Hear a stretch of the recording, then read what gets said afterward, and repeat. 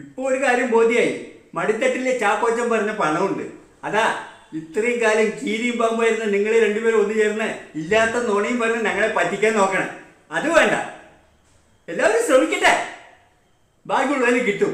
അല്ല പിന്നെ ഞാൻ പോണു. ഇവിടെ ഇരുന്ന് നിങ്ങൾ ചപ്പളാച്ചി കൂട്ടത്തോട്ടിരുന്നാലേ മൂഞ്ചു.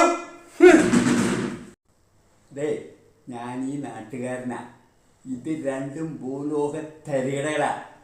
മിനിഞ്ഞാന്ന് രാത്രി നിങ്ങൾ ഈ പറയുന്ന ചാക്കോച്ചൻ്റെ വീട്ടിൽ നിന്നും മൂക്കറ്റം കുടിച്ച് പൂസായി ജോസേട്ടൻ്റെ ആട്ടോയിൽ കയറി പോകുന്നത് ഞാൻ കണ്ടതാ. ഇവരിപ്പോൾ പറഞ്ഞത് മുഴുവൻ നുണയാ. ചാക്കോച്ച അങ്ങനത്തെ ആളൊന്നുമല്ല. ചാക്കോച്ചൻ അങ്ങനെ പറഞ്ഞിട്ടുണ്ടെങ്കിൽ അതിലെന്തോ കാര്യമുണ്ട്. നിങ്ങൾ പറയുന്നത് വിശ്വസിക്കാൻ ബുദ്ധിമുട്ടുണ്ട്. ഞാൻ രാവിലെ ഫേസ്ബുക്കിൽ ഈ വാർത്ത കണ്ടപ്പോൾ അതിൻ്റെ സത്യാവസ്ഥ അറിയാനാണ് ഇവിടെ വന്നത്. ഇവിടെ വന്നവരെല്ലാം പണത്തോട് ആർത്തിയുള്ളവരോ പ്രാരാബ്ദമുള്ളവരുമാണ്. അത് സ്വാഭാവികം. പിന്നെ ചാക്കോച്ചനെ കുറിച്ച് അത്ര മോശം അഭിപ്രായമൊന്നുമല്ല കേട്ടത്. പക്ഷെ നിങ്ങൾ ജനങ്ങൾക്കിടയിൽ തെറ്റിദ്ധാരണ ഉണ്ടാക്കി എന്തോ മുതലെടുക്കാൻ ശ്രമിക്കുകയാണ്. ഒരുപക്ഷെ നിങ്ങൾ പറഞ്ഞത് കേൾക്കുമ്പോൾ നിങ്ങൾ തന്നെ അത് കണ്ടെത്തിയോ എന്ന് സംശയിക്കേണ്ടിയിരിക്കുന്നു. എല്ലാവർക്കും നമസ്കാരം. എൻ്റെ പേര് അംബുജാഷൻ.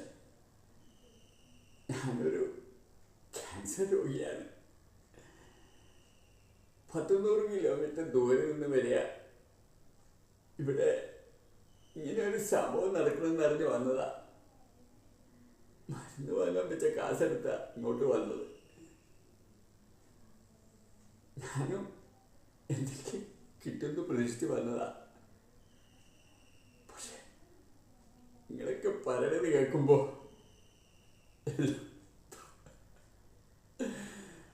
ഉച്ചക്ക് ഊണ് പോലും കഴിച്ചിട്ടില്ല.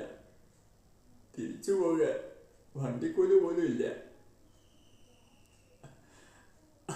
ആരെങ്കിലും തന്നെ സഹായിച്ച വലിയ ഉപകാരം.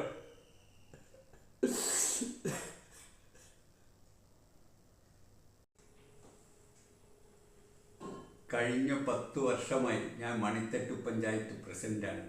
ഇവിടുത്തെ എല്ലാ ജനങ്ങളെയും എനിക്കറിയാം. ഓരോ മൊക്കും മൂലയും അറിയാം.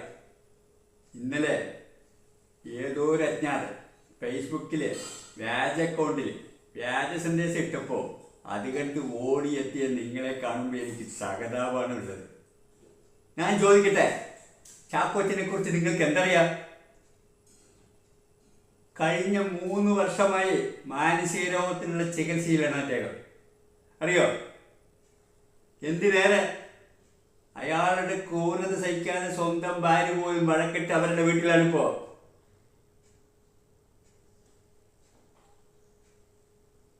ഇനിയെങ്കിലും ഇത്തരം വാർത്തകൾക്ക് പിറകെ പോകാതെ തിരിച്ചു പോകണമെന്നാണ് എനിക്ക് പറയാനുള്ളത്.